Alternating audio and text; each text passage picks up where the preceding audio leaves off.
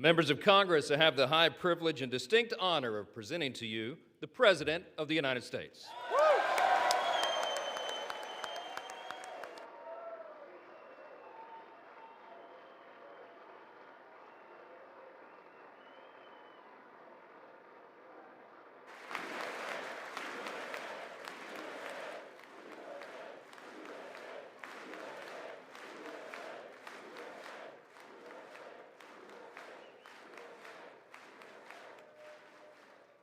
Well, thank you very much, everybody. It's really an honor. Speaker Johnson, Vice President Vance, First Lady of the United States,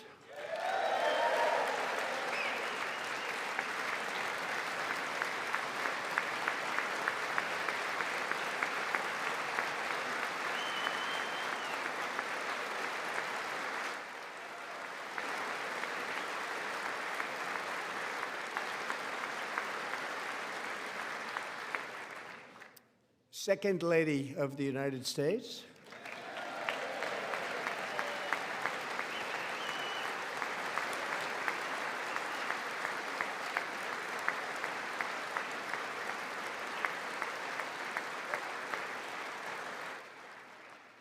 members of Congress, and my fellow Americans. Our nation is back, bigger, better, richer, and stronger than ever before.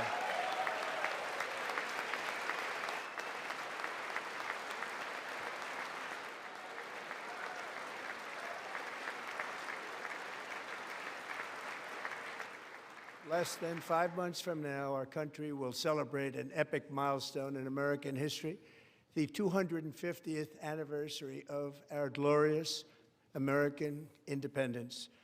This July 4th, we will mark 2.5 centuries of liberty and triumph, progress and freedom in the most incredible and exceptional nation ever to exist on the face of the earth. And you've seen nothing yet. We're going to do better and better and better. This is the golden age of America.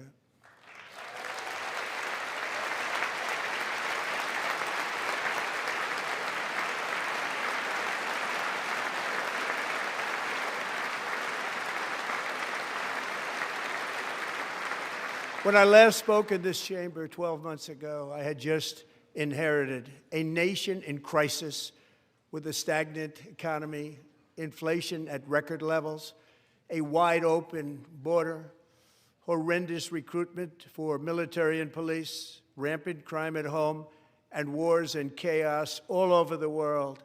But tonight, after just 1 year, I can say with dignity and pride that we have achieved a transformation like no one has ever seen before, and a turnaround for the ages. It is indeed a turnaround for the ages.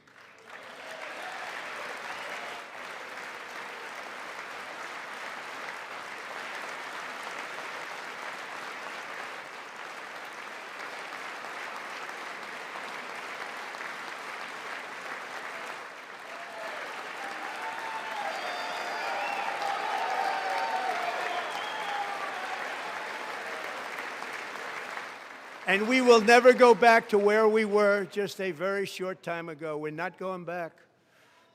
Today, our border is secure.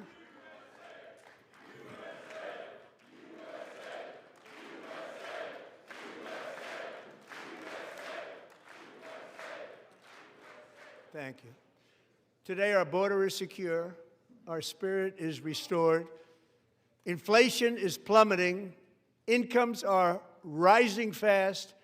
The roaring economy is roaring like never before, and our enemies are scared, our military and police are stacked, and America is respected again, perhaps like never before.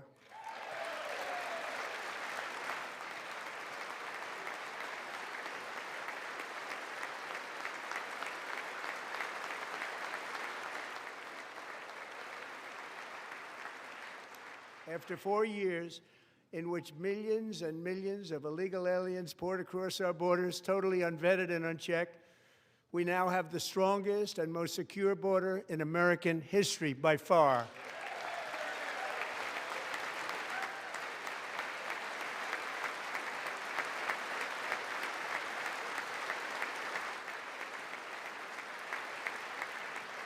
In the past 9 months, 0 illegal aliens have been admitted to the United States.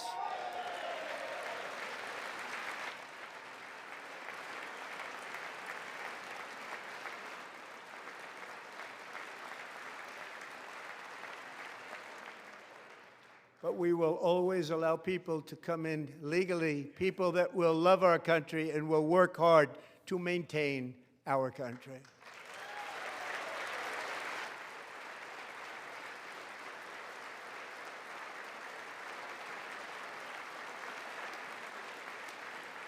The flow of deadly fentanyl across our border is down by a record 56% in 1 year.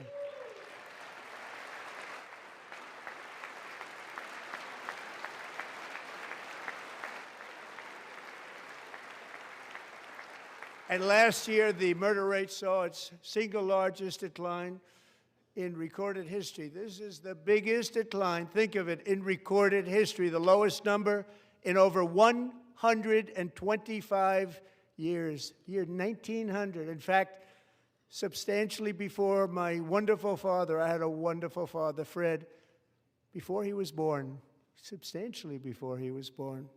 That's a long time ago. He wouldn't like me to say that, but that's a long time ago. The Biden administration and its allies in Congress gave us the worst inflation in the history of our country. But in 12 months, my administration has driven core inflation down to the lowest level in more than 5 years. And in the last 3 months of 2025, it was down to 1.7%.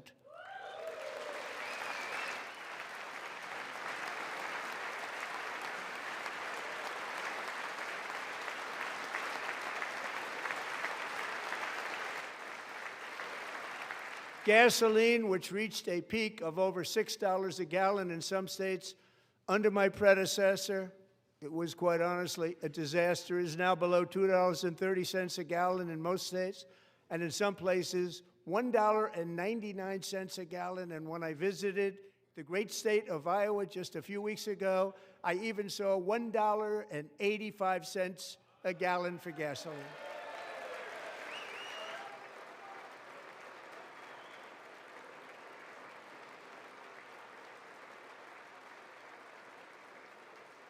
Mortgage rates are the lowest in 4 years and falling fast, and the annual cost of a typical new mortgage is down almost $5,000 just since I took office. 1 year.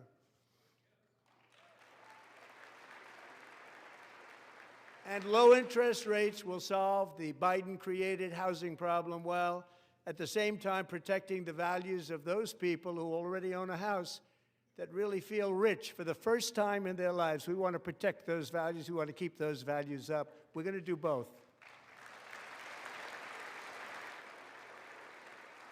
And we are going to keep it that way. The stock market has set 53 all-time record highs since the election. Think of that, 1 year. Boosting pensions, 401ks, and retirement accounts for the millions and millions of Americans. They're all gaining. Everybody's up, way up. In 4 long years, the last administration got less than $1 trillion in new investment in the United States. And when I say less, substantially less. In 12 months, I secured commitments for more than $18 trillion pouring in from all over the globe.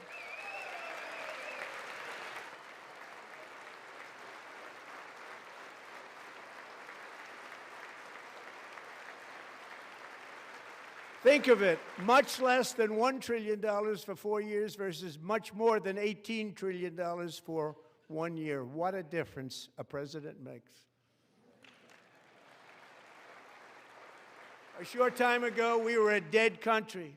Now we are the hottest country anywhere in the world, the hottest.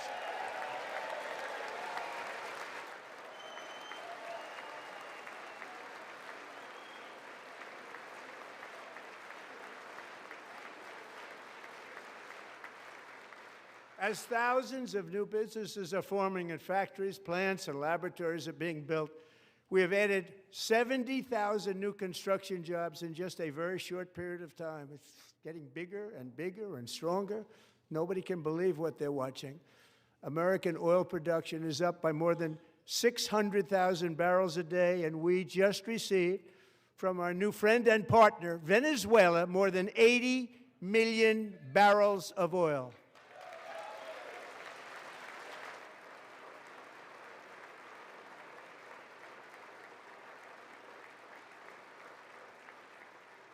American natural gas production is at an all-time high because I kept my promise to drill, baby, drill.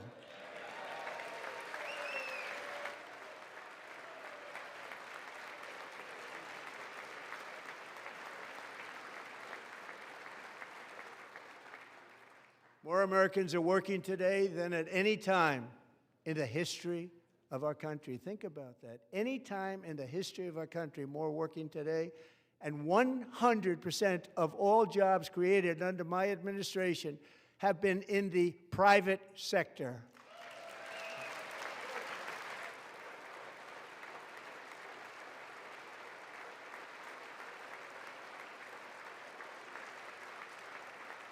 We ended DEI in America.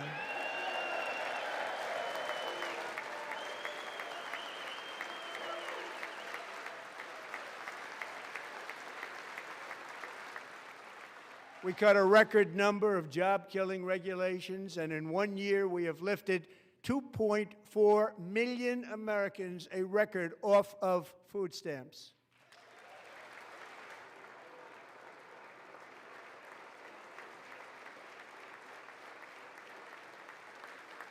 And for all of these reasons, I say tonight, members of Congress, the state of our union is strong.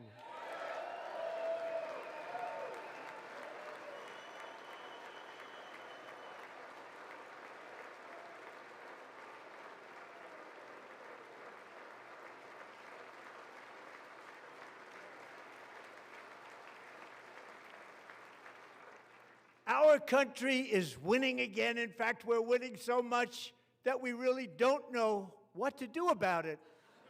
People are asking me, please, please, please, Mr. President, we're winning too much. We can't take it anymore. We're not used to winning in our country. Until you came along, we're just always losing, but now we're winning too much. And I say, no, no, no, you're going to win again. You're going to win big. You're going to win bigger than ever. And to prove that point, here with us tonight is a group of winners who just made the entire nation proud. The men's gold medal Olympic hockey team. Come on in.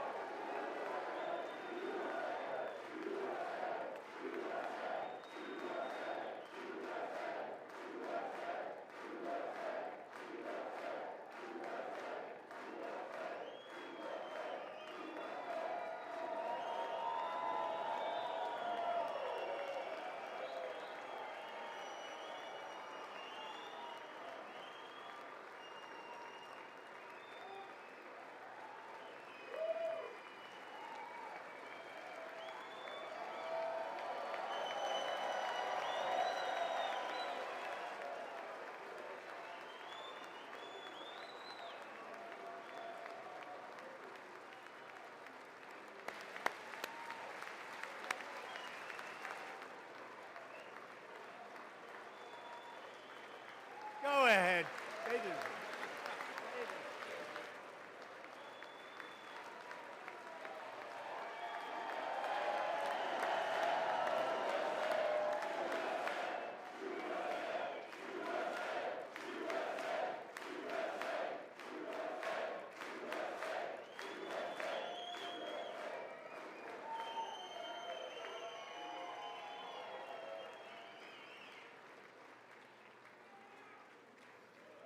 That's the first time I've ever seen them get up. And actually, not all of them did get up. But they beat a fantastic Canadian team in overtime, as everybody saw, as did the American women who will soon be coming to the White House.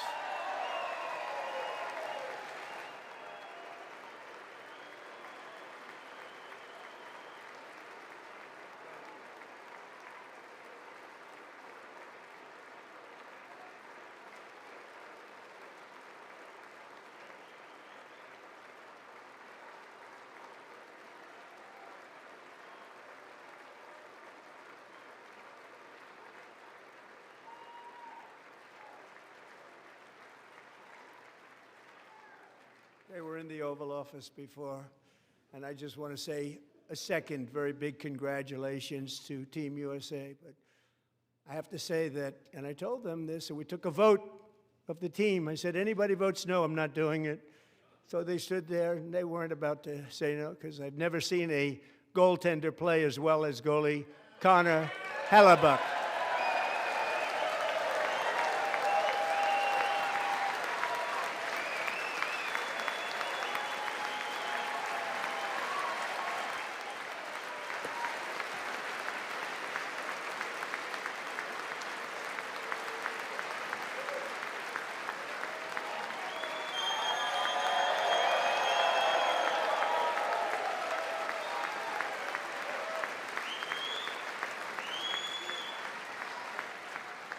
Think of it, 46 shots on goal, and I asked him, the one shot, the one where you put your stick in the back and it hit the neck of your stick and bounced off, do you practice that, or was that a little lucky? He refused to answer that question. But I just want to tell you that the members of this great hockey squad will be very happy to hear, based on their vote and my vote, and in this case my vote was more important, that I will soon be presenting Connor with our highest civilian honor, which we will be given, and which has been given to many athletes over the years.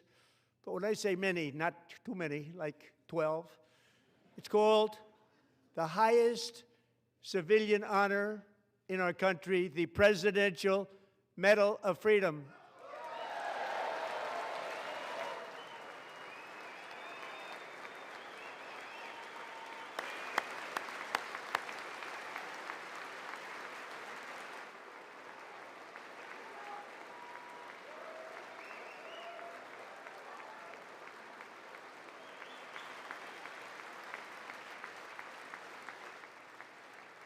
Great athletes have gotten that, very great, the best, and I thought he deserved it. And I did take a vote, every single one of them. I said, I'm not giving it if anybody goes no, and every single one of them rapidly put up their hand. So I want to thank you all. What a special job you did. What special champions you are. Thank you very much.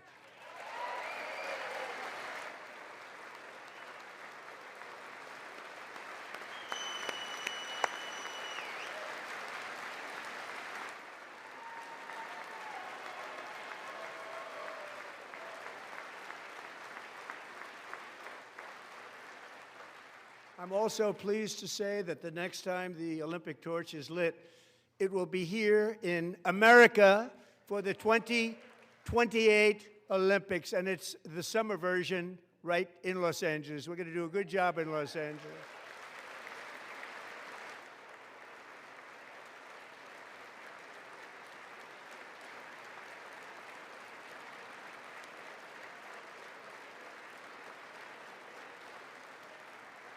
And Los Angeles is going to be safe, just like Washington, D.C. is now one of the safest cities in the country.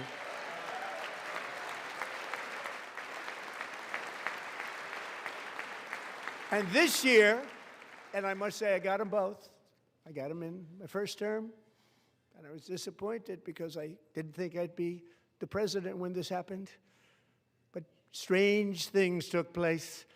And now I've got them because I got the Olympics and I got the 2026 FIFA World Cup, and I wanted to claim the 250th, but I didn't get away with that one. I couldn't claim that one for myself. But we're getting the World Cup, so we have the World Cup and the Olympics coming, and that is exciting news.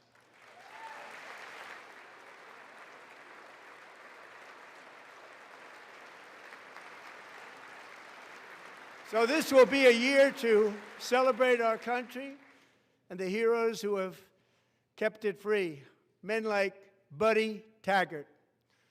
At age 17, Buddy volunteered to defend America in World War II, serving in the Pacific under the great General Douglas MacArthur. He fought bravely in the famous Battle of Manila, worked so hard. He was badly wounded and almost killed by enemy machine guns in Luzon. And 81 years ago this month, he liberated the largest internment camp in the Philippines, one of the largest anywhere in the world. Buddy earned many honors, including a Purple Heart and a Bronze Star, came home, started a family, and tonight he is in the gallery looking forward to July 4th, 2026, his 100th birthday.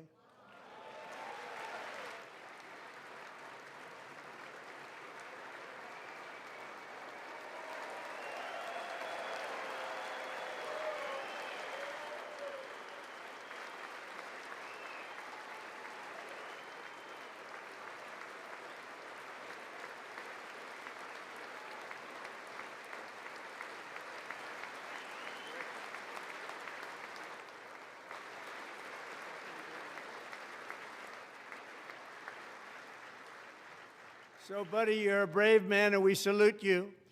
Even in times of challenge, setback, and immense heartache, the spirit of 1776 has always shone through very brightly. It was July 4th of last year when floodwaters tore through a girls' summer camp in Central Texas, one of the worst things I've ever seen. I was there, rising 26 feet in the matter of minutes, tragically claiming many, many lives. You all remember that one. As the waters threatened to sweep her away, 11-year-old Millie Kate McClelland closed her eyes and prayed to God. She thought she was going to die. Those prayers were answered when Coast Guard rescue swimmer Scott Ruskin descended from a helicopter above. Nobody knew where he came from. It was Scott's first ever rescue mission, a young guy, but very brave, very, very top, always top in his class. And he lifted not just Millie Kate, but 164 others to safety.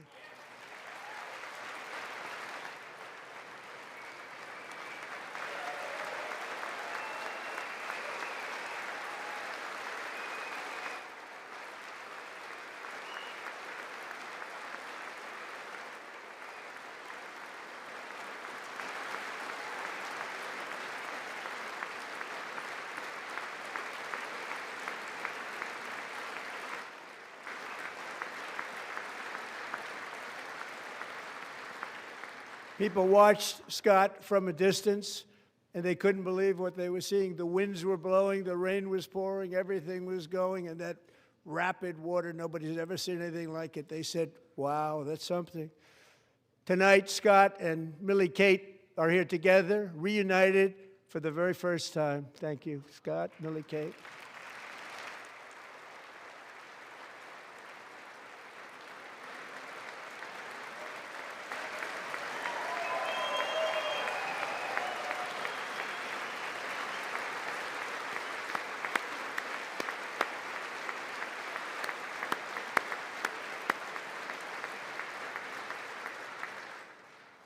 And Petty Officer Ruskin, I'm pleased to inform you that I am now awarding you the Legion of Merit for extraordinary heroism, which is what it was, extraordinary heroism. Thank you.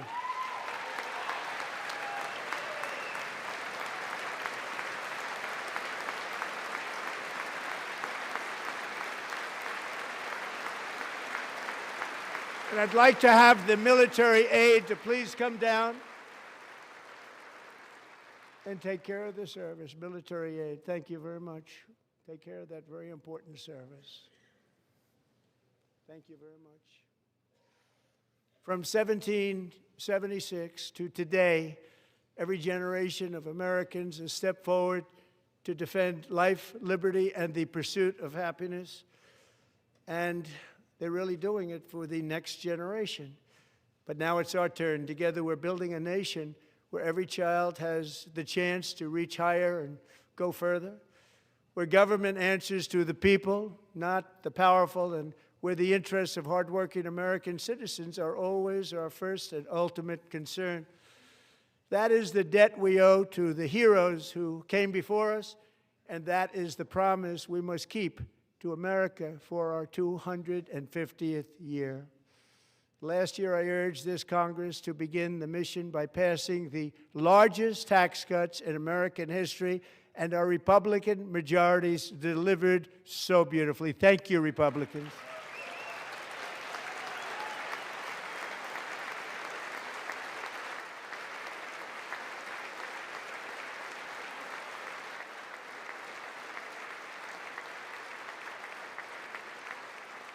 All Democrats, every single one of them, voted against these really important and very necessary massive tax cuts.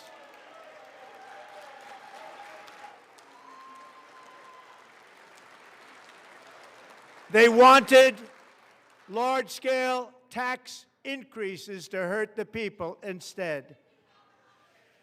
But we held strong, and with the great, big, beautiful bill, we gave you no tax on tips, no tax on overtime, and no tax on Social Security for our great seniors.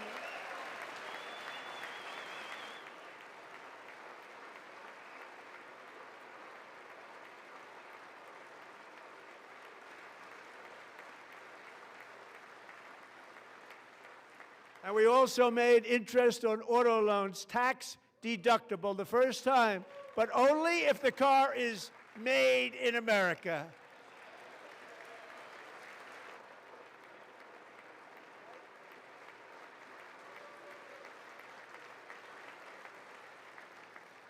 Recently in Pennsylvania, I met Megan Hemhauser, a devoted mom who's homeschools her children, beautiful, 2 children, during the day while waiting tables at night as her husband works overtime operating very heavy equipment.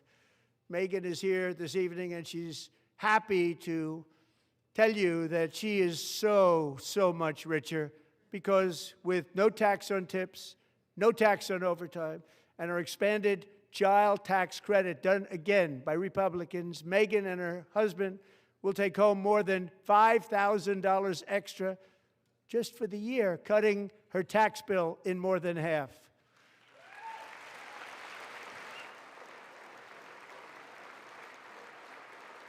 Megan, please stand up. We're fighting for you, Megan. Thank you, Megan.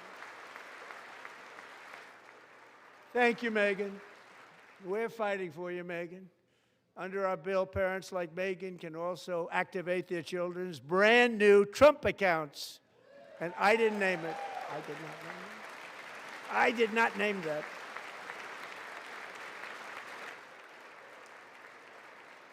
Nobody believes me, but I did not name it. It was named by a very tall man sitting right there in the 3rd row. Nice man, a good man. Tax-free investment accounts for every American child. This is something that's so special and has taken off and gone through the roof.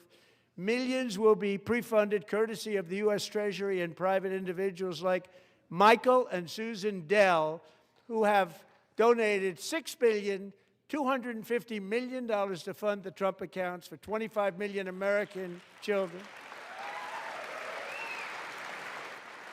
They're great people.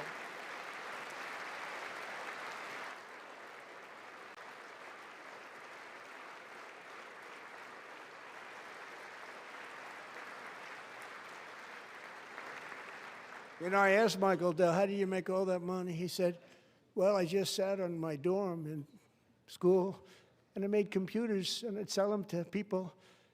And I just kept selling and selling and selling, and pretty amazing story. That's called the American dream. He sold a lot of computers, a lot of those laptops, so I congratulate him on that, but I really thank him and Susan, as well as others like Brad Gerstner, a very tremendous guy. He was behind it right from the beginning. Brad Gerstner, thank you, Brad.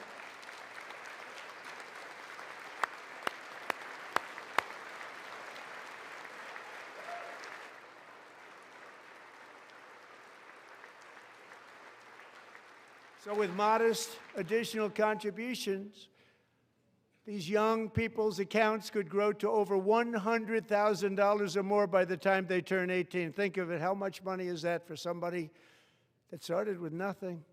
Over $100,000, could be much more than that. To make this investment in our children's future, go to trumpaccounts.gov, trumpaccounts.gov. And a lot of people are doing it. It's setting every record in the book. It's popular. They knew what it was going to take. I'm so proud of them. I'm so proud of the people that got it started. And now it's just taken off. One of the primary reasons for our country's stunning economic turnaround, the biggest in history, where the Dow Jones broke 50,000 4 years ahead of schedule, and the S&P hit 7,000, where it wasn't supposed to do it for many years, were tariffs. I used these tariffs, took in hundreds of billions of dollars to make great deals for our country, both economically and on a national security basis. Everything was working well. Countries that were ripping us off for decades are now paying us hundreds of billions of dollars. They were ripping us so badly, you all know that. Everybody knows it. Even the Democrats know it. They just don't want to say it. And yet these countries are now happy, and so are we. We made deals. The deals are all done.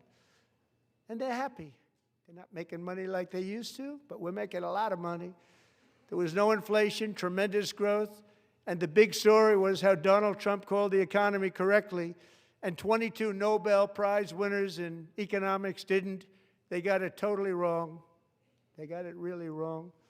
And then just 4 days ago, an unfortunate ruling from the United States Supreme Court. It just came down. It came down. Very unfortunate ruling. But the good news is that almost all countries and corporations want to keep the deal that they already made, right, Scott? Knowing that the legal power that I, as president, have to make a new deal could be far worse for them, and therefore they will continue to work along the same successful path that we had negotiated before the Supreme Court's unfortunate involvement. So despite the disappointing ruling, these powerful, country-saving, it's saving our country, the kind of money we're taking in, peace-protecting. Many of the wars I settled was because of the threat of tariffs. I wouldn't have been able to settle them without. Will remain in place under fully approved and tested alternative legal statutes. And they have been tested for a long time. They're a little more complex, but they're actually probably better, leading to a solution that will be even stronger than before. Congressional action will not be necessary. It's already time-tested and approved. And as time goes by, I believe the tariffs paid for by foreign countries will, like in the past, substantially replace the modern-day system of income tax, taking a great financial burden off the people that I love.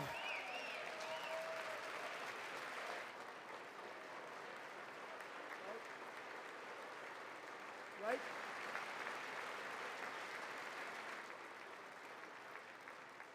Moving forward, factories, jobs, investment, and trillions of dollars will continue pouring into the United States of America because we finally have a president who puts America first. I put America first. I love America.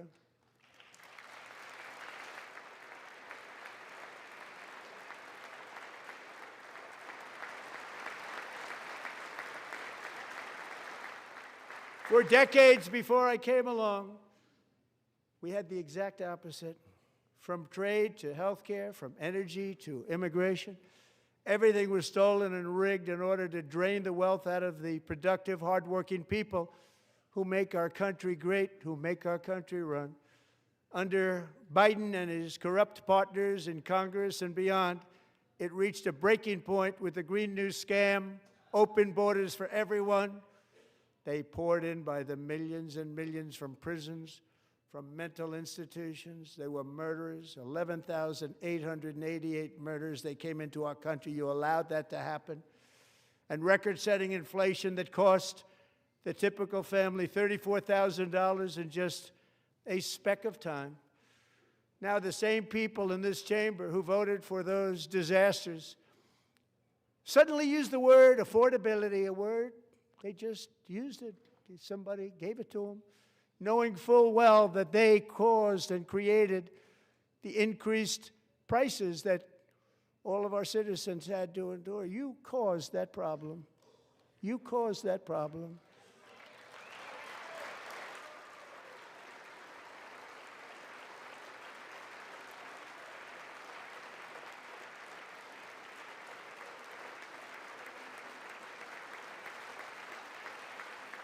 They knew their statements were a lie. They knew it. They knew their statements were a dirty, rotten lie. Their policies created the high prices Our policies are rapidly ending them. We are doing really well. Those prices are plummeting downward.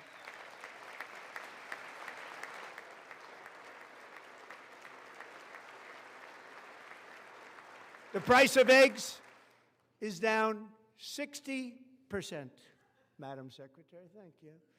The cost of chicken, butter, fruit, hotels, automobiles, rent is lower today than when I took office by a lot. And even beef, which was very high, is starting to come down significantly. Just hold on a little while, we're getting it down. And soon you will see numbers that few people would think were possible to achieve just a short time ago. Nobody can believe when they see the kind of numbers, and especially energy, when they see energy going down to numbers like that, they cannot believe it. It's like another big tax cut. I'm also confronting one of the biggest ripoffs of our times, the crushing cost of health care caused by you. Since the passage of the Unaffordable Care Act, sometimes referred to as Obamacare, big insurance companies have gotten rich. It was meant for the insurance companies, not for the people. With our government giving them hundreds and hundreds of billions of dollars a year as their stock prices soared 1,000, 1,200, 1,400, and even 1,700%, like nothing else. That's why I introduced the great health care plan. I want to stop all payments to big insurance companies and instead give that money directly to the people so they can buy their own health care, which will be better health care at a much lower cost.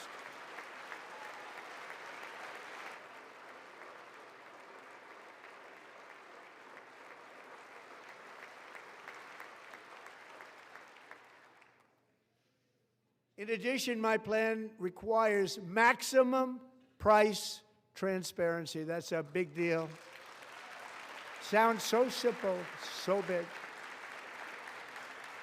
And I did that in my first term, and the Democrats immediately terminated it with full knowledge that they were doing a very bad thing for the people. Costs were going to go way up, and that's what happened, and now I'm bringing them way down on health care and everything else.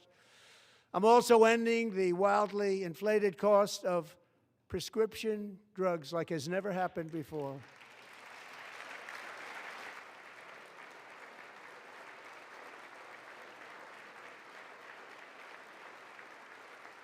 Other presidents tried to do it, but they never could. They tried.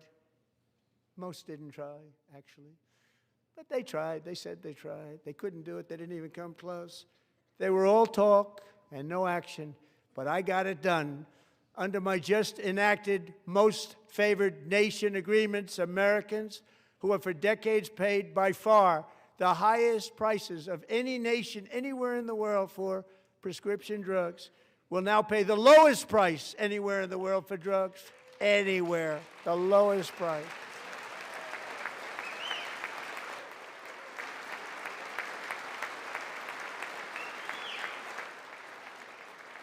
So in my first year of the second term, should be my third term, but strange things happen. I took prescription drugs, a very big part of health care, from the highest price in the entire world to the lowest. That's a big achievement. The result is price differences of 300, 400, 500, 600% and more, all available right now at a new website called TrumpRx.gov. And I didn't name that one either, by the way.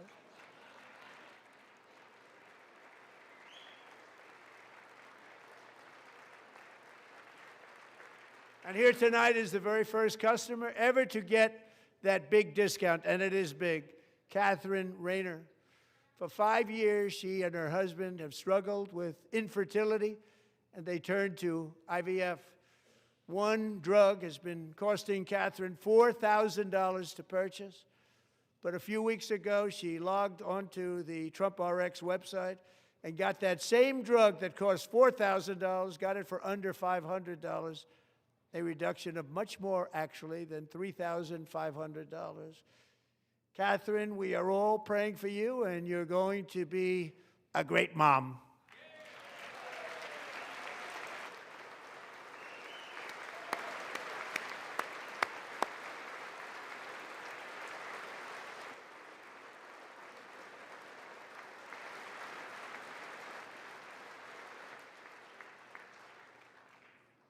So now I'm calling on Congress to codify my most favored nation program into law. Now, the one thing, I'm not sure it matters because it's going to be very hard for somebody that comes along after me to say, let's raise drug prices by 700 or 800%.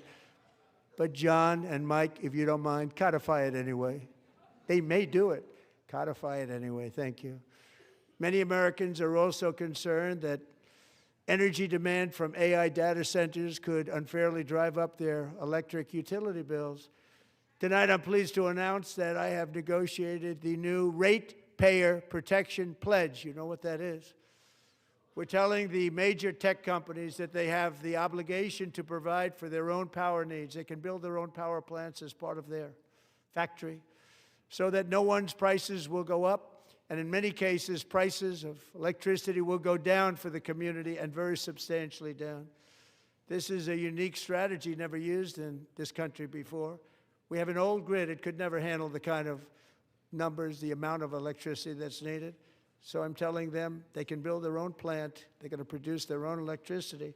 It will ensure the company's ability to get electricity while at the same time lowering prices of electricity for you, and could be very substantial for all of you cities and towns. You're going to see some good things happen over the next number of years. Another pillar of the American dream that has been under attack is home ownership. With us tonight is Rachel Wiggins, a mom of two from Houston. She placed bids on 20 homes and lost all of those bids to gigantic investment firms that bypassed inspection, paid all cash, and turned those houses into rentals, stealing away her American dream. She was devastated. Stories like this are why last month I signed executive order to ban large Wall Street investment firms from buying up in the thousands single-family homes.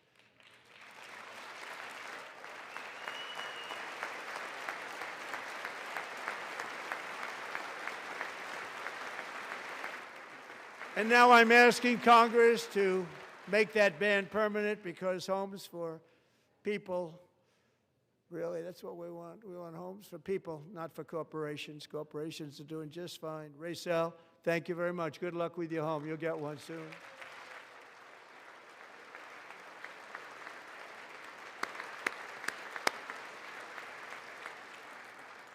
We're also working to make it easier for Americans to save for retirement. And under this administration, we will always protect Social Security and Medicare. They are not protecting it for our seniors. We will always protect Social Security, Medicare, Medicaid.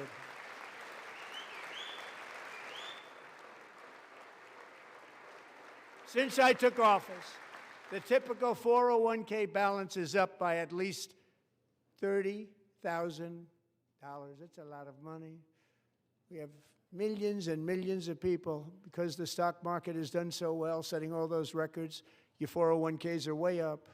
Yet half of all of working Americans still do not have access to a retirement plan with matching contributions from an employer. To remedy this gross disparity, I'm announcing that next year my administration will give these often forgotten American workers, great people, the people that built our country, access to the same type of retirement plan offered to every federal worker. We will match your contribution with up to $1,000 each year. As we ensure that all Americans can profit from a rising stock market, let's also ensure that members of Congress cannot corruptly profit from using insider information.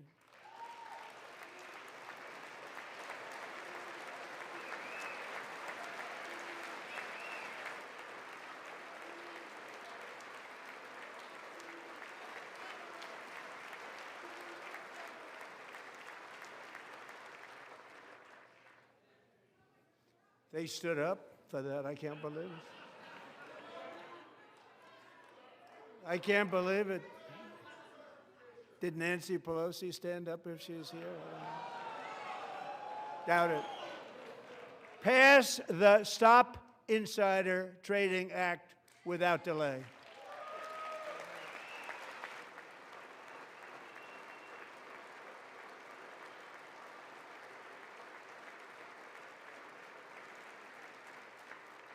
I wasn't sure if anybody even on this side was going to applaud for that. I'm very impressed. Thank you. I'm very impressed.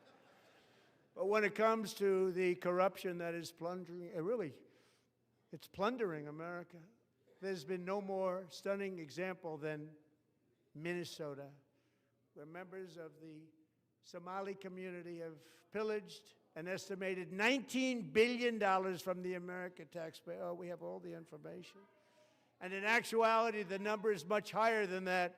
And California, Massachusetts, Maine, and many other states are even worse.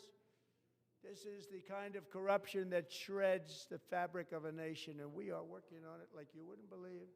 So tonight, although started 4 months ago, I am officially announcing the war on fraud to be led by our great Vice President, J.D. Vance.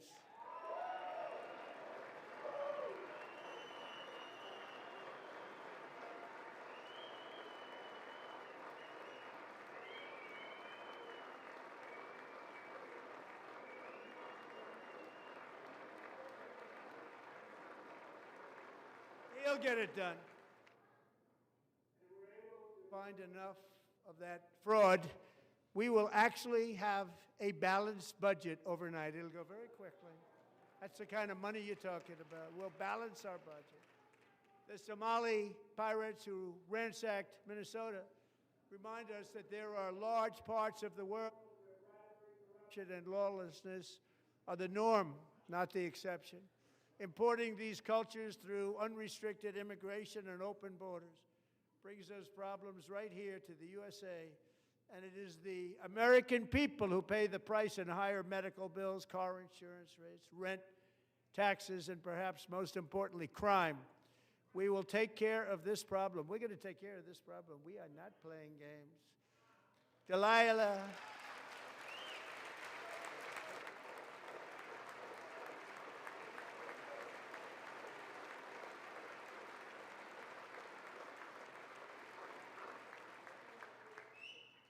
Delilah Coleman was only 5 years old in June 2024 when an 18-wheel tractor trailer plowed into her stopped car traveling at 60 miles an hour or more.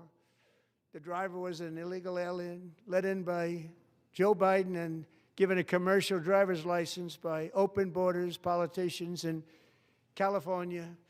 Doctors said Delilah would never be able to walk or talk, have a good life. She wouldn't even be able to eat again. But against all odds, she is now in the first grade learning to walk. And she's here this evening with her dad, Marcus, a fantastic man. Delilah, please, you are a great inspiration. Please stand up.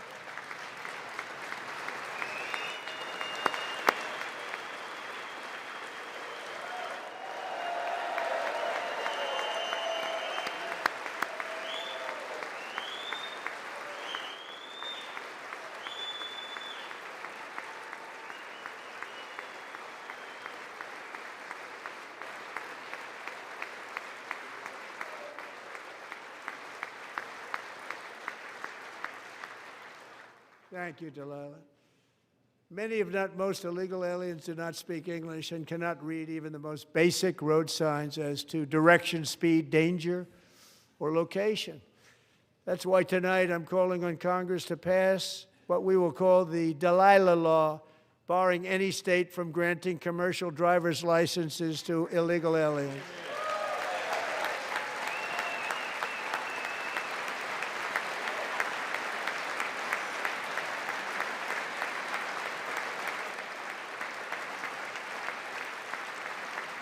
And yesterday, as you probably saw at the White House, I hosted a ceremony with Americans who lost their treasured loved ones to the scourge of illegal immigration. People came into our country, how we allowed this to happen with our open borders. These are the angel moms and families that for decades our government betrayed and our media totally ignored. It was terrible. Hard to believe, actually. In 2023, a 16-year-old high school cheerleader named Elizabeth Medina was supposed to perform in her town's Christmas parade, but she never arrived. Her mother, Jacqueline, went home to look for her, and she found her lying dead in a bathtub, bleeding profusely after being stabbed 25 times. Lisbeth's killer was a previously arrested illegal alien who had broken in and brutally extinguished the brightest light in her family's life, violently and viciously. Her heartbroken mother is in the gallery to remind everyone in this chamber exactly why we are deporting illegal alien criminals to our country at record numbers, and we're getting them the hell out of here fast. We don't want them.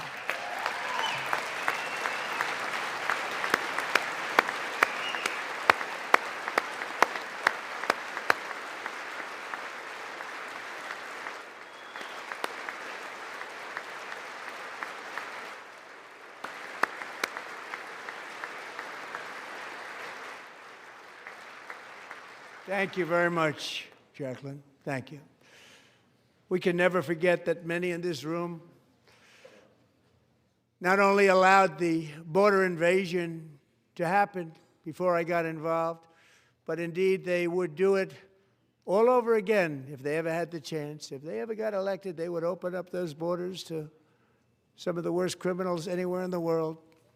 The only thing standing between Americans and a wide open border right now is President Donald J. Trump and our great Republican patriots in Congress. Thank you. Thank you.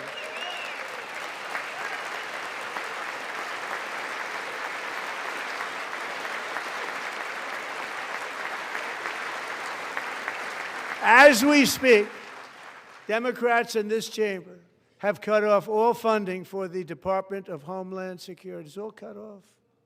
It's all cut off. They have instituted another Democrat shutdown, the first one costing us 2 points on GDP. 2 points we lost on GDP, which probably made them quite happy, actually. Now they have closed the agency responsible for protecting Americans from terrorists and murderers. Tonight I'm demanding the full and immediate restoration of all funding for the border security, homeland security of the United States, and also for helping people clean up their snow. We have no money because of the Democrats, and it would be nice. We'd love to give you a hand at cleaning it up, but you gave no money. Nobody's getting paid. It's a shame. So you have to think about it. We have, in case you didn't know, a pretty large snowstorm out there. One of the great things about the State of the Union is how it gives Americans the chance to see clearly what their representatives really believe. So tonight I'm inviting every legislator to join with my administration in reaffirming a fundamental principle. If you agree with this statement, then stand up and show your support. The first duty of the American government is to protect American citizens, not illegal aliens.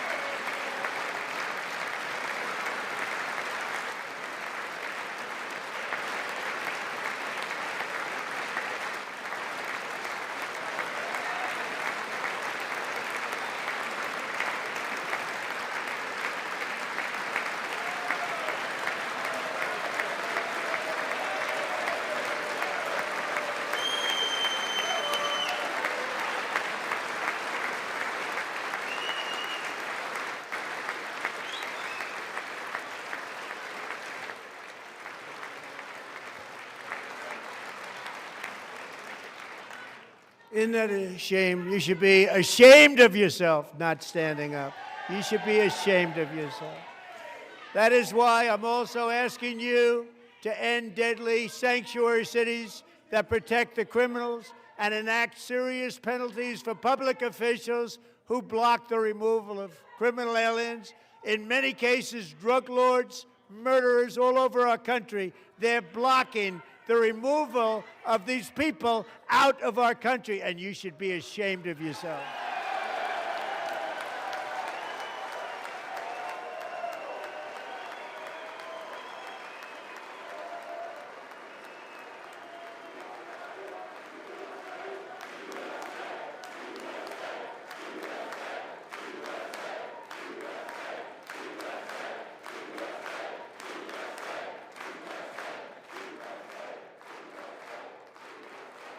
And perhaps most importantly, I'm asking you to approve the Save America Act.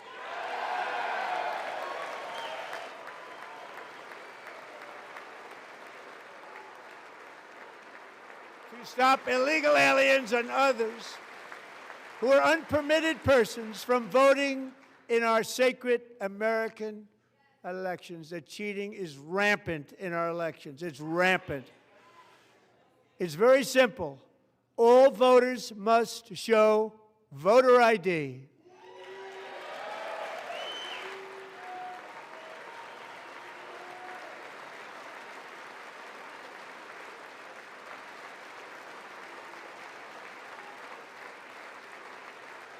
All voters must show proof of citizenship in order to vote.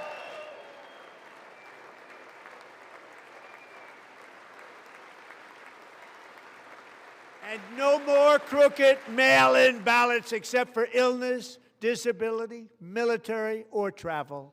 None. And this should be an easy one. And by the way, it's polling at 89%, including Democrats, 89%.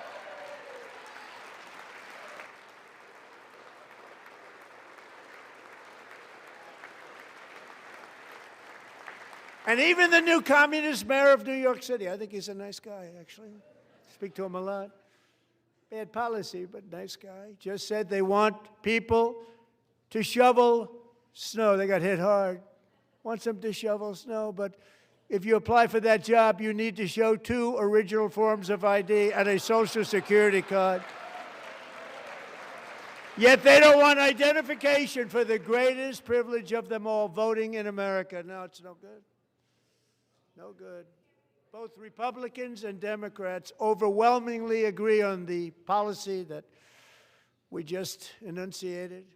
And Congress should unite and enact this common sense, country-saving legislation right now, and it should be before anything else happens.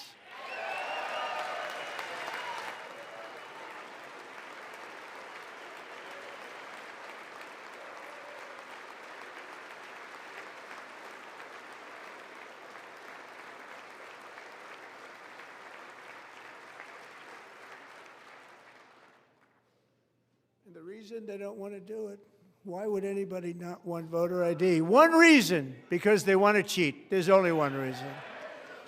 They make up all excuses. They say it's racist. They come up with things you almost say, what imagination they have. They want to cheat. They have cheated. And their policy is so bad that the only way they can get elected is to cheat. And we're going to stop it. We have to stop it, John.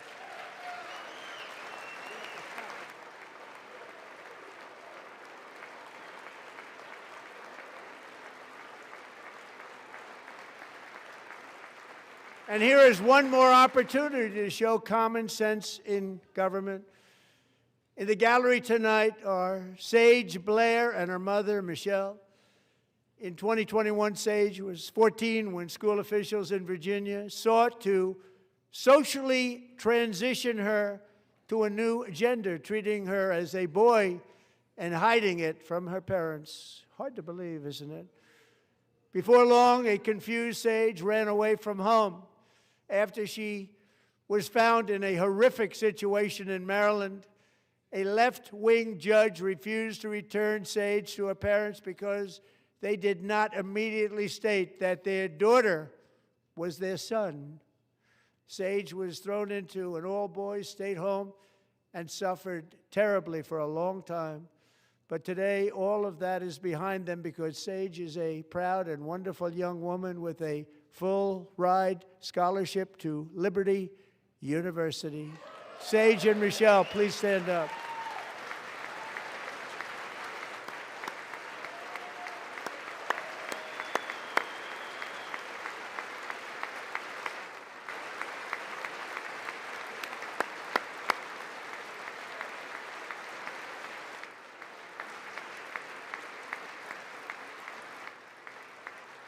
And thank you for your great bravery. And who can believe that we're even speaking about things like this?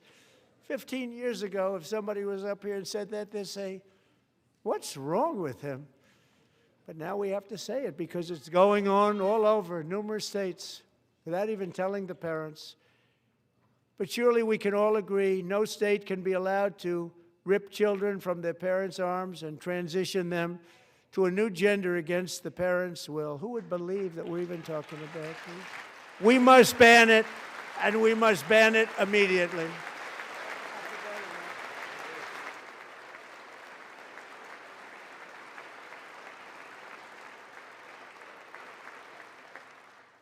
Look, nobody stands up. These people are crazy, I'm telling you.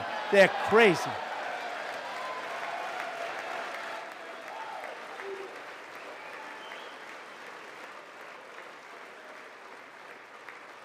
Amazing, incredible. Boy, oh boy. We're lucky we have a country. With people like this, Democrats are destroying our country, but we've stopped it just in the nick of time, didn't we? Huh?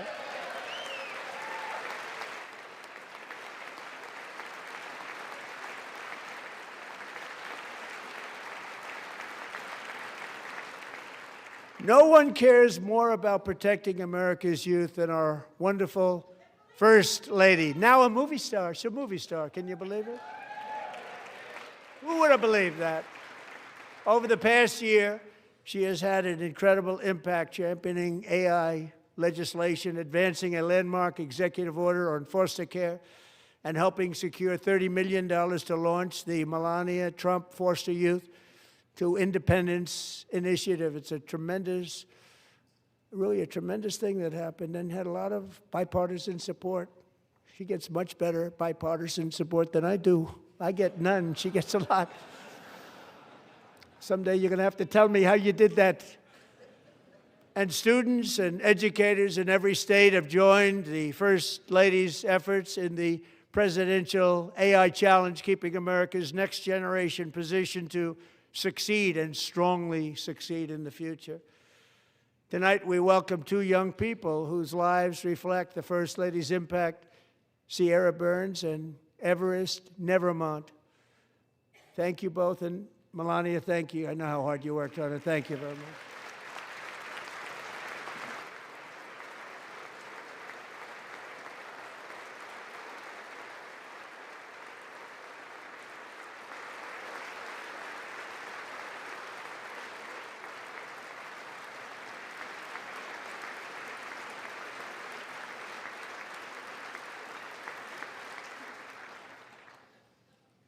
I'm very proud to say that during my time in office, both the first 4 years and in particular this last year, there has been a tremendous renewal in religion, faith, Christianity, and belief in God. Tremendous renewal.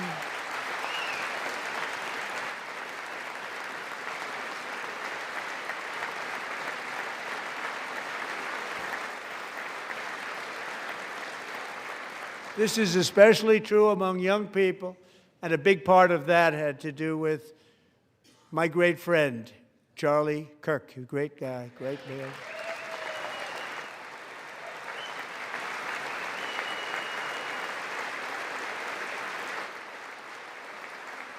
So last year, Charlie was violently murdered by an assassin and martyred, really martyred for his beliefs. His wonderful wife, Erica, is with us tonight. Erica, please stand.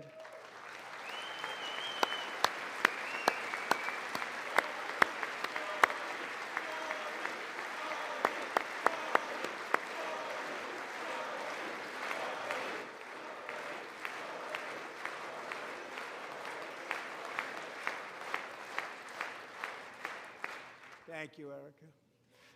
Been through a lot.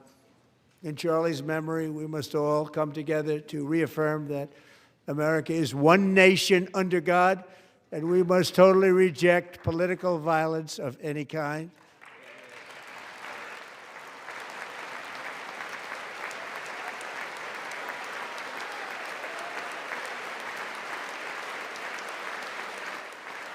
We love religion, and we love bringing it back, and it's coming back at levels that nobody actually thought possible. It's really a beautiful thing to see. Above all, unleashing America's promise requires keeping our communities safe. We have made incredible strides, yet dangerous repeat offenders continue to be released by pro-crime Democrat politicians again and again. We are honored to be joined tonight by a woman who's been through hell, Anya Zarutska.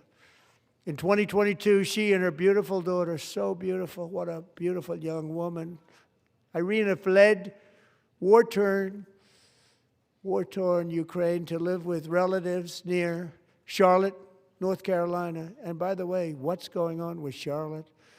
Last summer, 23-year-old Irina was riding home on the train when a deranged monster who had been arrested over a dozen times and was released through no cash bail, stood up and viciously slashed a knife through her neck and body.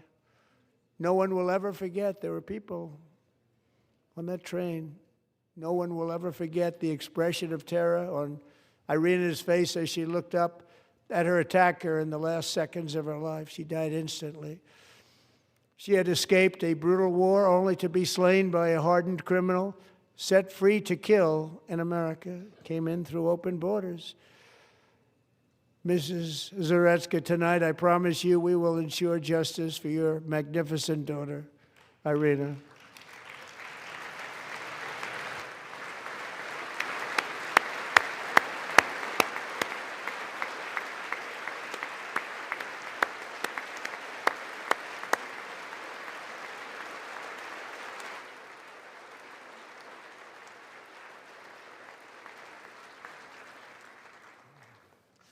How do you not stand? How do you not stand? I'm asking this Congress to pass tough legislation to ensure that violent and dangerous repeat offenders are put behind bars, and importantly, that they stay there.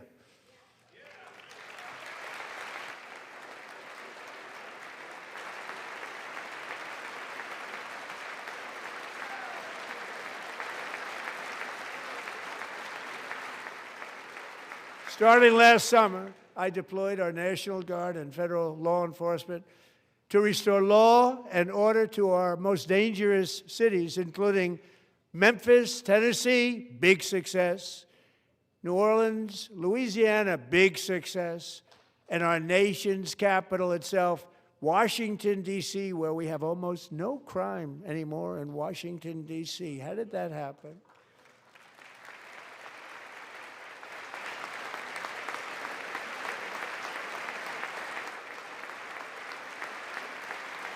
In fact, crime in Washington is now at the lowest level ever recorded, and murders in D.C. this January were down close to 100% from a year ago.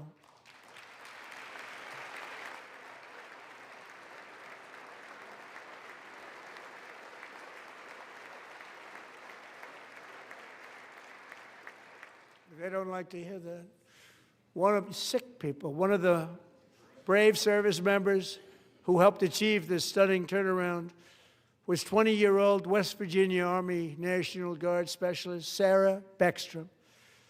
After a 4-month deployment, she voluntarily extended her service, and her rank was going to be lifted. She was doing so well. They were so proud of her. But the very next day, she was on patrol near the White House when she was ambushed and shot in the head by a terrorist monster from Afghanistan. Shouldn't have been in our country. And all because she wore the uniform of our nation. She was shot. He traveled here because he didn't like people wearing our uniform. He was sick and deranged. Shouldn't have been in our country. Sarah Beckstrom died in order to defend our capital, and we are honored to be joined by her wonderful parents, Gary and Evalie. Your daughter was a true American patriot, and she will be greatly missed. She was a great person. I saw reports on her. They've never seen anything like it.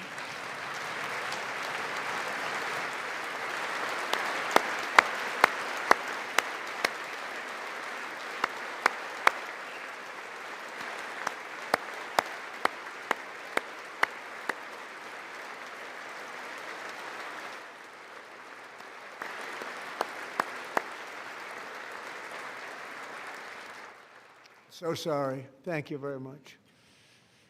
She's a great young lady. I saw reports that were like perfect. She was perfect. Serving alongside Sarah that day was Staff Sergeant Andrew Wolf. The terrorist shot Andrew in the head, and no one thought he could possibly make it. The two of them, Sarah and Andrew, both shot violently in the head. Neither was expected to make it. They weren't even given a chance, except his wonderful mother, named Melody, who I spoke to the same night, and she was so positive. The doctors thought that Andrew was gone, but his mother said, no, no, Mr. President, Andrew will be fine. He's going to make it. I've never seen anything like it. I mean, he was given almost no chance. She said, I have no doubt, sir, he's going to be okay. This was a conversation that I had with her that night, with her son laying helplessly in bed, blood all over. Everybody is praying, she said, sir, he will be okay. The doctors didn't understand what she was saying, and after looking at the results of the damage done, neither did I. She was so strong and conclusive that even Andrew's great father felt she didn't really understand the gravity of the situation. But she turned out to be right. Right, Melody? She turned out to be right.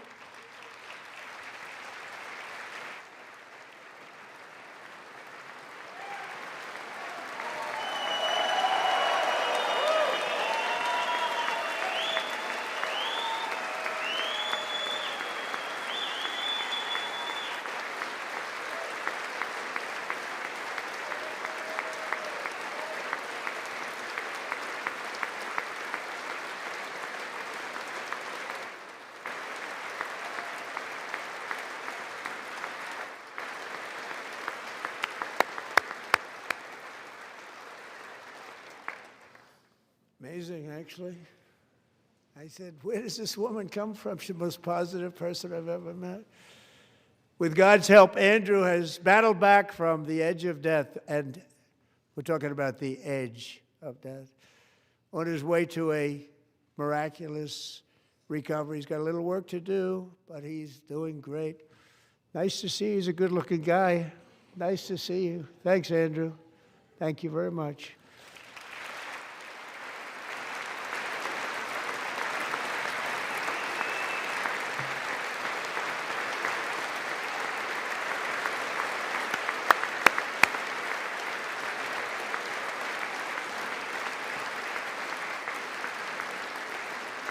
So, Andrew, while you're up, now I'm going to ask a highly respected General James Seward to present Staff Sergeant Andrew Wolf and the great family of Sarah Beckstrom with the award created by our late, great President George Washington himself. It's called the Purple Heart.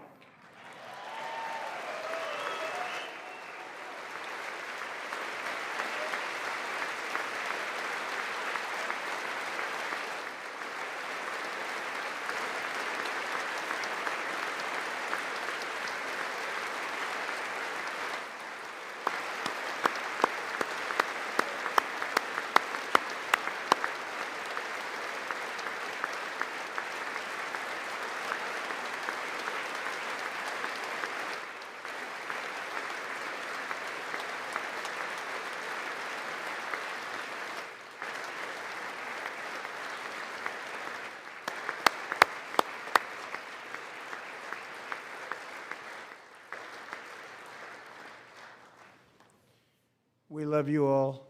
Love you. We're proudly restoring safety for Americans at home, and we are also restoring security for Americans abroad.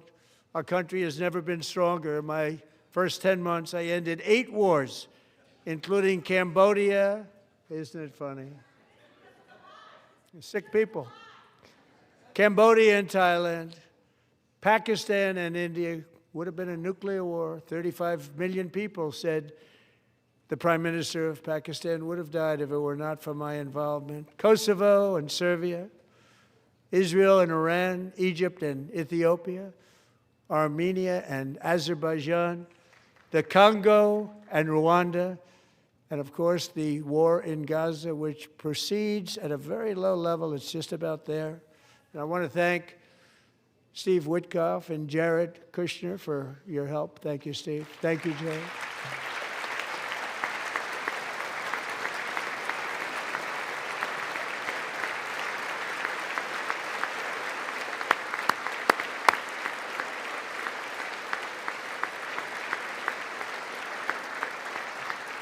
And I also want to thank the man they report to, Secretary of State Marco Rubio. Thank you, Marco.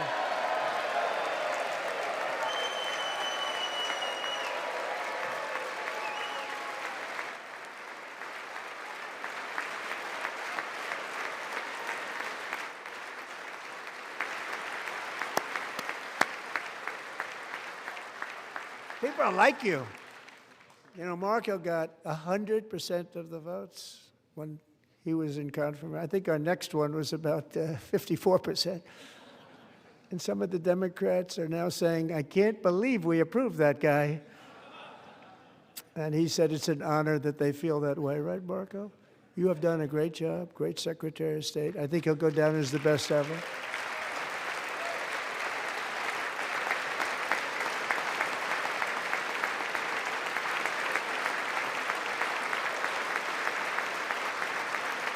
Under the ceasefire I negotiated, every single hostage, both living and dead, has been returned home. Can you believe that?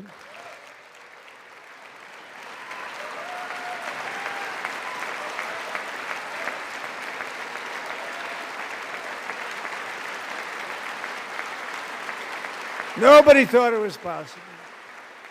Nobody thought that was possible. Both living and dead. And those parents who had a dead son, their boy, they'd always tell me their boy, they wanted him as much as though he were living.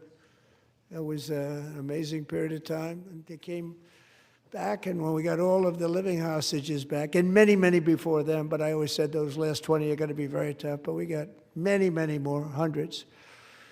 But I said those last 20 are going to be tough. We got them back. But we only got back 14 or 15 of the dead of the 28. And believe it or not, Hamas worked along with Israel, and they dug and they dug and they dug. It's a tough thing to do, going through bodies all over, passing up 100 bodies sometimes for each one that they found. Tough job. And they finally got it back to 27. And then Steve and Jared, they got it back to 28. They found all 28. Nobody thought that was possible, but we did it. And I remember the family of the 28th. They were so grieved, but they were so happy as it's possible to be. They had their boy back. The mother said, "Sir, we have our boy back." What a period of time that was, but we got them all back. So thank you both very much. Great job.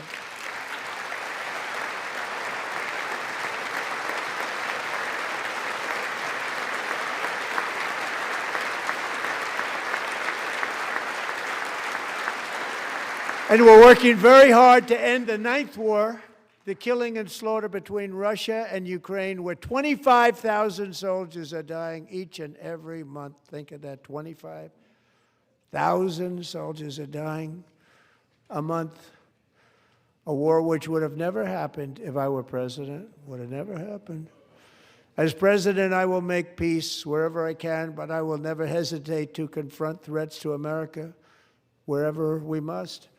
That's why in a breakthrough operation last June, the United States military obliterated Iran's nuclear weapons program with an attack on Iranian soil known as Operation Midnight Hammer.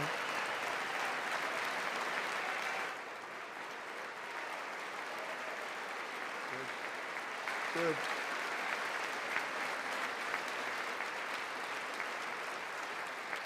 For decades, it had been the policy of the United States never to allow Iran to obtain a nuclear weapon. Many decades. Since they seized control of that proud nation 47 years ago, the regime and its murderous proxies have spread nothing but terrorism and death and hate. They've killed and maimed thousands of American service members and hundreds of thousands and even millions of people with what's called roadside bombs. They were the kings of the roadside bomb. And we took out Soleimani. I did that during my first term. Had a huge impact.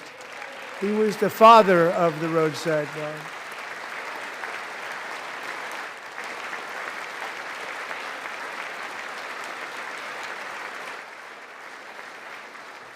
And just over the last couple of months with the protests, they've killed at least, it looks like, 32,000 protests. 32,000 protesters in their own country.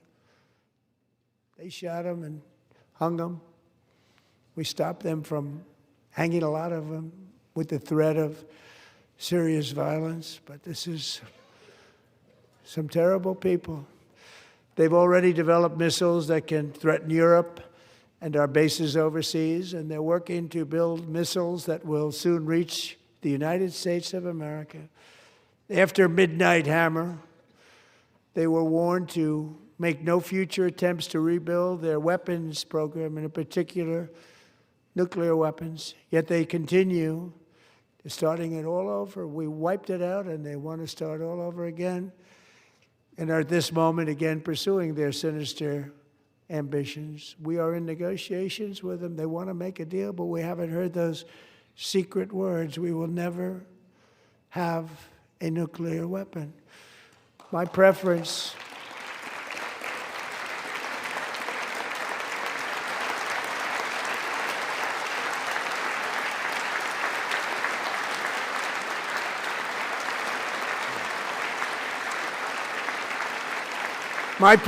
is to solve this problem through diplomacy. But one thing is certain, I will never allow the world's #1 sponsor of terror, which they are by far, to have a nuclear weapon. Can't let that happen.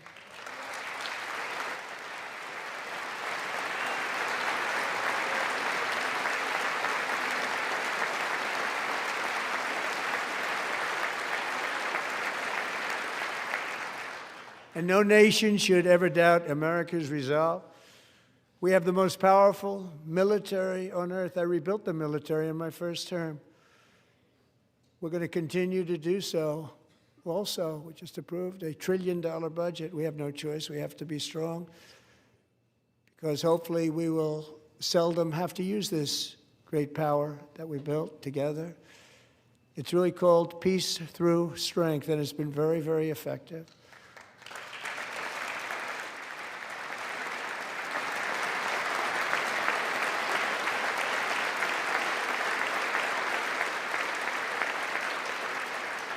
So thanks to Republicans in Congress, we're investing that record number of dollars, have no choice, in the United States Armed Forces. Also creating a lot of jobs, but we're not even doing it for that reason. Because as I said, we have more jobs, more people working today than ever before in the history of our country. And NATO countries are friends and allies. They are. They're our friends and they're our allies. Have just agreed, at my very strong request, to pay 5% of GDP for military defense rather than the 2%, which they weren't paying. We were paying for almost all of NATO. Now they're paying 5 as opposed to not paying 2.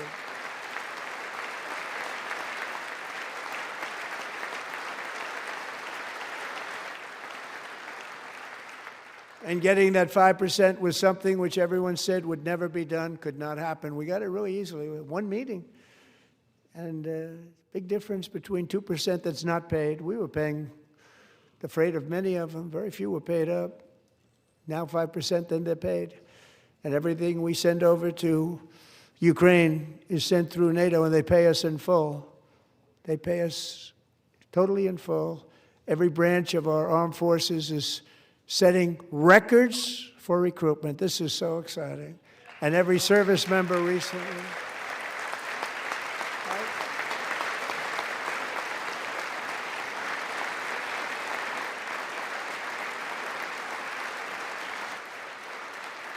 And every service member recently received a warrior dividend of $1,776.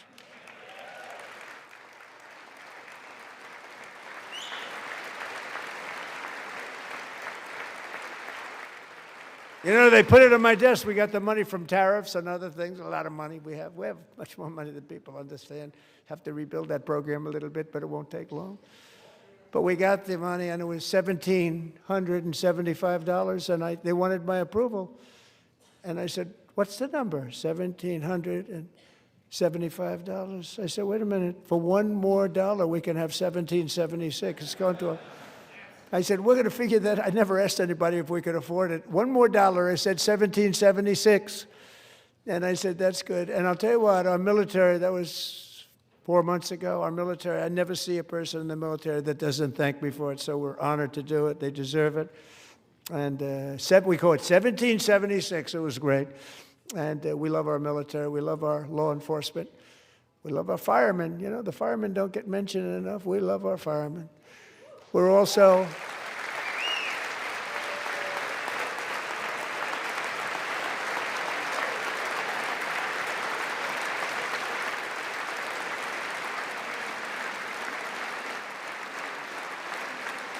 We're also restoring American security and dominance in the Western Hemisphere, acting to secure our national interests and defend our country from violence, drugs, terrorism, and foreign interference. For years, large swaths of territory in our region, including large parts of Mexico, really large parts of Mexico, have been controlled by murderous drug cartels. That's why I designated these cartels as foreign terrorist organizations, and I declared illicit fentanyl as a weapon of mass destruction.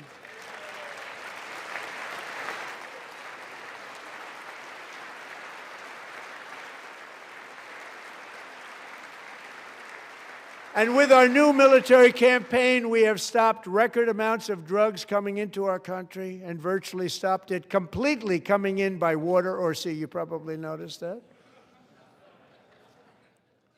We very seriously damaged their fishing industry also. Nobody wants to go fishing anymore.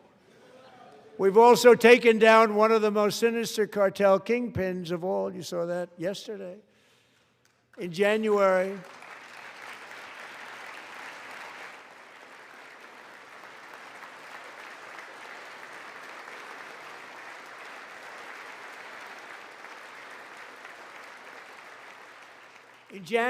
elite American warriors carried out one of the most complex, spectacular feats of military competence and power in world history. No one's seen anything like it. Foreign leaders, I won't tell you who, called me and they said, very impressive, very good.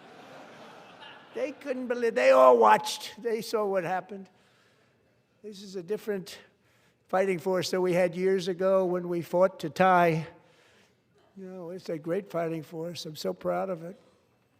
Look at Space Force. Space Force is my baby, because we did that. My baby, it's becoming so important.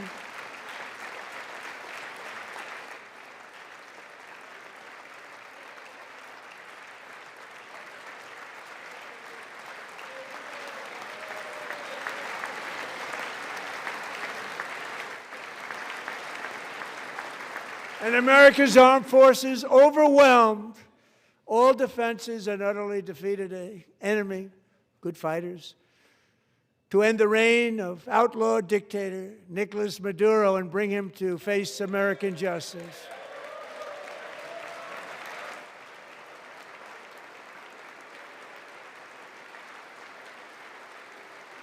And this was an absolutely colossal victory for the security of the United States, and it also opens up a bright new beginning for the people of Venezuela. We're working closely with the new president of Venezuela, Delcy Rodriguez, to unleash extraordinary economic gains for both of our countries and to bring new hope to those who have suffered so terribly. They really did suffer. With us tonight is Alejandro Gonzalez. She grew up in a tight-knit Venezuelan family and was especially close to her beloved uncle Enrique. But after Enrique ran for office and opposed Maduro, he was kidnapped by Maduro's security forces and thrown into the regime's really infamous prison in Caracas. Alejandro feared she would never see her uncle again. She feared for her own life also. But since the raid, we have worked with the new leadership, and they have ordered the closure of that vile prison and released hundreds of political prisoners already, with more to come. Alejandro, I'm pleased to inform you that not only has your uncle been released, but he is here tonight. We brought him over to celebrate his freedom with you in person. Enrique, please come down.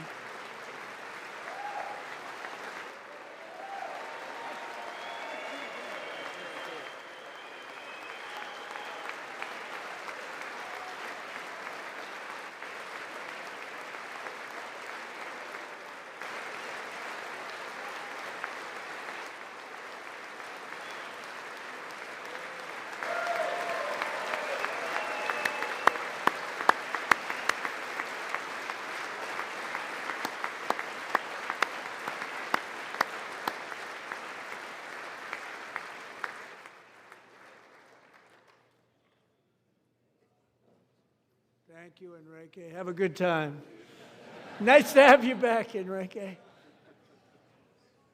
There were many heroes on that January raid to capture Maduro, really great heroes.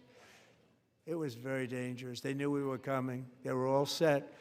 But the deeds of one warrior that night will live forever in the eternal chronicles of military valor.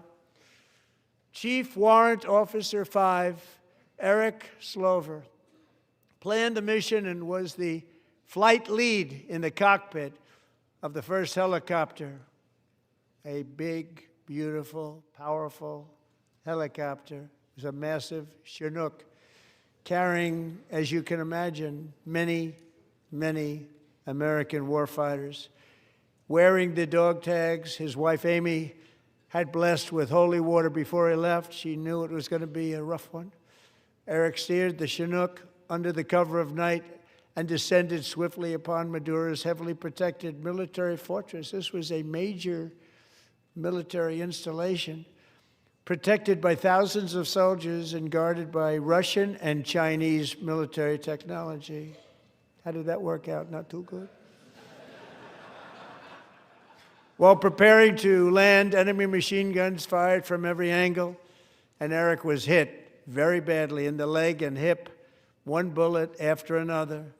He absorbed 4 agonizing shots, shredding his leg into numerous pieces.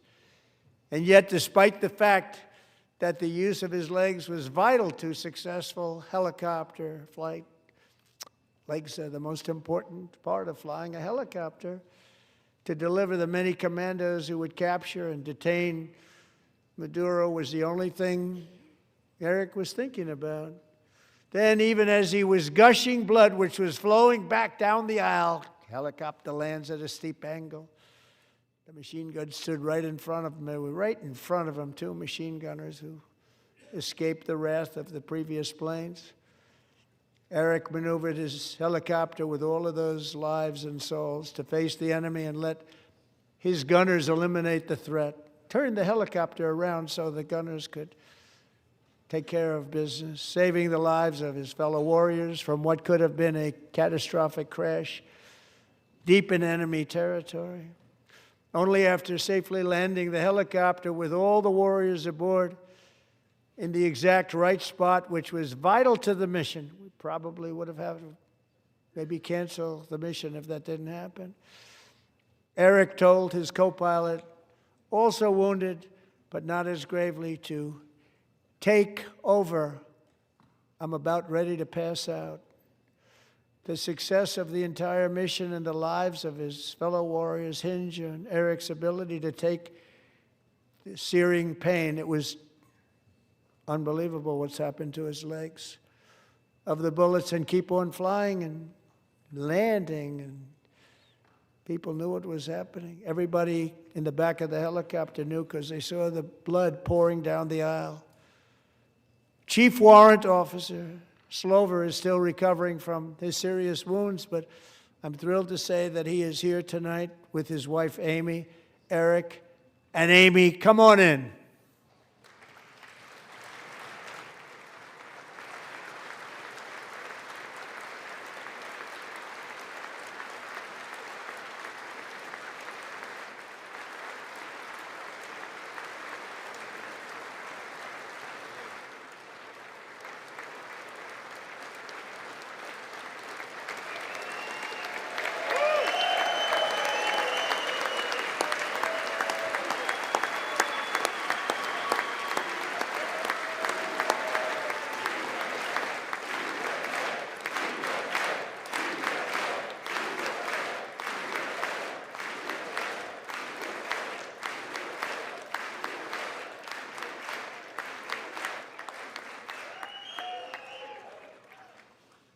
So we have a surprise for Eric and Amy.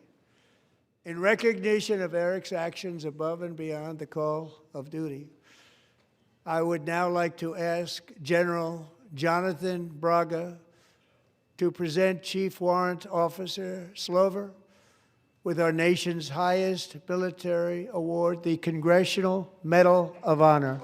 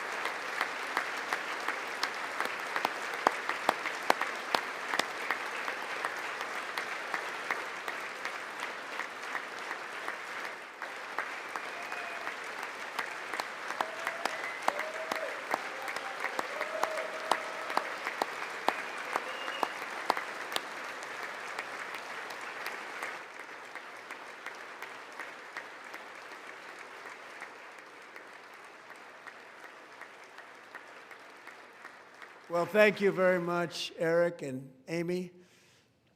Great to get to know you. I met with them and with a lot of their fellow warriors at Fort Bragg recently. You notice the name Fort Bragg, we have it back, we brought it back. We won the First World War with it, the Second World War with it, and then they decided to change the name. So we changed it back. Everybody wanted to change back too. And 10 of Eric's fellow warriors from that incredible night of victory will also be receiving medals at a private ceremony that will soon be held at the White House, and Eric will be there. Thank you.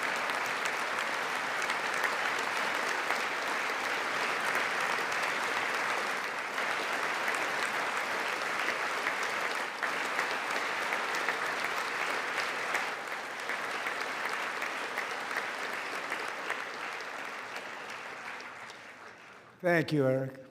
That's a big one. Tonight we've celebrated many truly extraordinary American patriots, but there is one last living legend to honor before we go. He is one more heroic American aviator. Navy fighter pilot Royce Williams served in World War II, Korea, Vietnam, flying more than 220 missions. In the skies over Korea in 1952, Royce was in the dogfight of a lifetime, legendary dogfight. Flying through blizzard conditions, his squadron was ambushed by 7 Soviet fighter planes. It was his first aerial combat of the war, and despite being massively outnumbered and outgunned, Royce led the takedown of 4 enemy jets and almost destroyed the others, vanquishing his adversaries while taking 263 bullets to his own plane and being seriously hurt. His story was secret for over 50 years. He didn't even want to tell his wife, but the legend grew and grew. But tonight, at 100 years old, this brave Navy captain is finally getting the recognition he deserves. He was a legend long before this evening. Royce, please stand up, and I will ask the First Lady of the United States to present Captain Royce Williams with his Congressional Medal of Honor.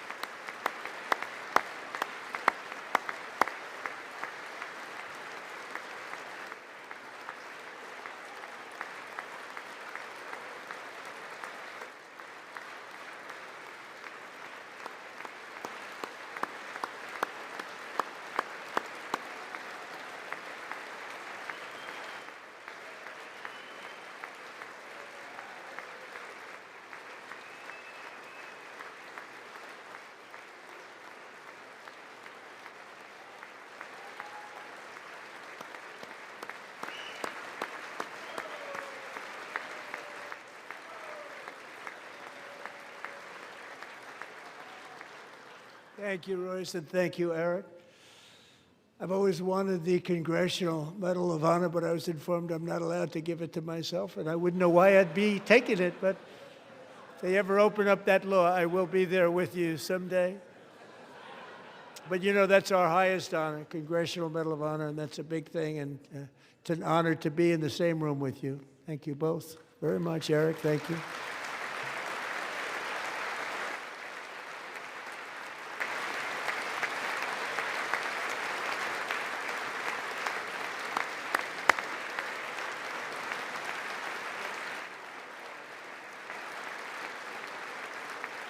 Thank you.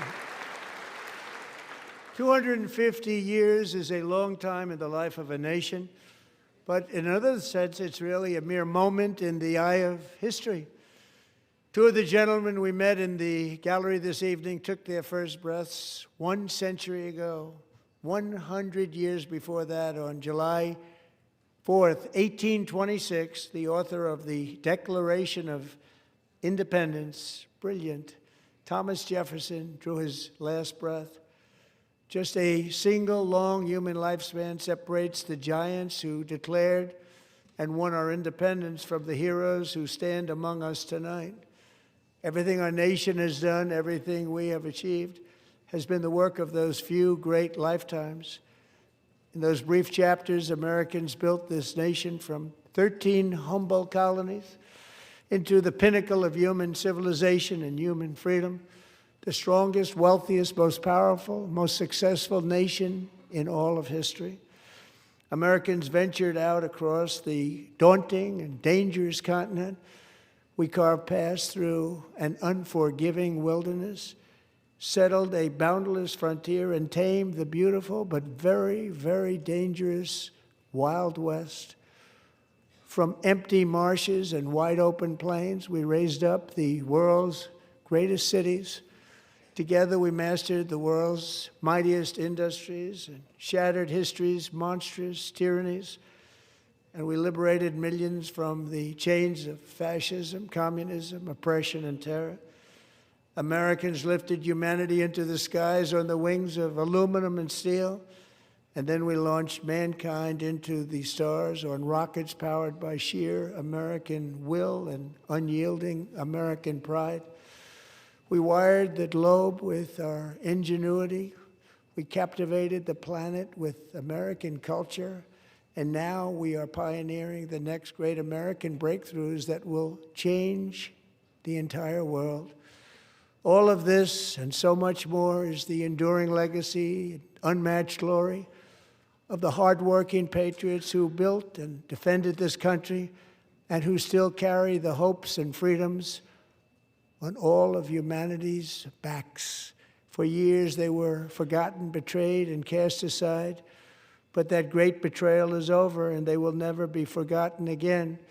Because when the world needs courage, daring, vision, and inspiration, it is still turning to America. And when God needs a nation to work his miracles, he knows exactly who to ask. There is no challenge Americans cannot overcome, no frontier too vast for us to conquer, no dream too bold for us to chase, no horizon too distant for us to claim. For our destiny is written by the hand of providence, and these first 250 years were just the beginning. From the rugged border towns of Texas to the heartland villages of Michigan, from the sun-kissed shores of Florida to the endless fields of the Dakotas, and from the historic streets of Philadelphia to right here in our nation's capital, Washington, D.C., the golden age of America is upon us. The revolution that began in 1776 has not ended. It still continues because the flame of liberty and independence still burns in the heart of every American patriot. And our future will be bigger, better, brighter, bolder, and more glorious than ever before. Thank you, God bless you, and God bless America.